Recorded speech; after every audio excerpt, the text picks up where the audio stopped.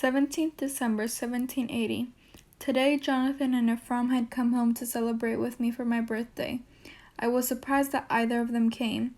Jonathan was off in town studying writing and learning, so I wouldn't have thought of him to come. I was mainly surprised that Ephraim had come since he was off at war. I knew that he had come back because we wouldn't know if the next time we'd receive him he'd be in a casket. At dinner, Mother asked Ephraim if there were a lot of men fighting, and he replied saying that a lot of men don't want to continue. Ephraim said that they still needed a lot more men in order to beat the British. I got an idea in that very moment.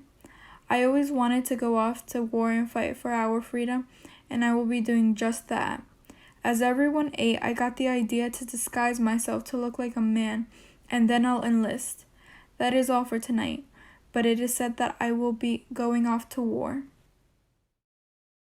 My light bulb just lit up. Gonna go enlist, bruh. And I definitely won't suck. I'll be fighting all day. I'll have nowhere to stay. And I'll keep firing away. I felt really wonky and sat on my donkey and rode away confidently.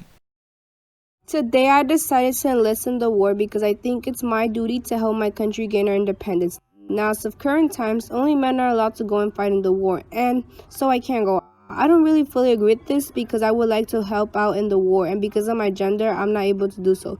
This won't prevent me from enlisting. I have come up with an idea to be able to go to war. I will go in and enlist in the war under my brother's name while being disguised as a man. I think this is the best and only way to go in the war without being denied. I hope everything goes well in the war and we have success over the British. What's your name, age, and reason? Make it brief. 21, to serve my country in Robert Shirtleaf.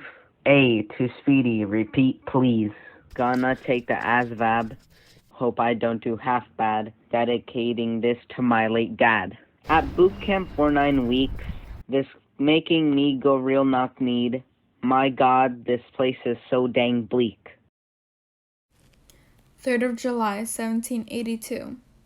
Today marks a month since I had enlisted. The camps are filled with injured men since we had our battle today. Well, actually, I had my first battle today, and it was nothing like and exactly how I perceived it to be. We were just almost able to defeat the British in this battle when I got hit with a musket bullet in my right thigh. I was too afraid that the doctors would discover that I am not a man, so I refused any sort of physical medical help. I am in burning pain as I am writing, but I can't let anyone find out that I am a woman. For now, these teas will help, but nothing more, as I have to continue fighting. It's gonna be insane.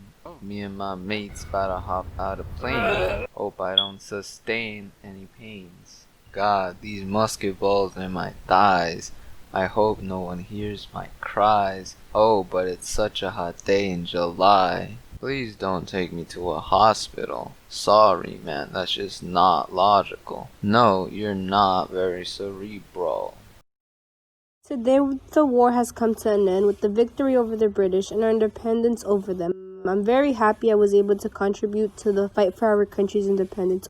Although it's not the end quite yet. Yes, the Treaty of Paris was signed, which concludes the war even though rebellions are still taking place. During one of the small rebellions, I came down with a fever, which resulted in having to see a doctor. Therefore, my secret identity was revealed to the doctor while I was getting treated, although he did not reveal who I really was to anybody else, and I thank him for that. I don't really know how it would have turned out if everybody knew who I was. From the start to the end, battles between enemies and friends, this issue was becoming a trend. I began to feel sick, had a fever, not magnifique, worried they might find out I'm a chick. It was hard to stay in disguise, but they found out I wasn't a guy. They offered a discharge, so I had to comply.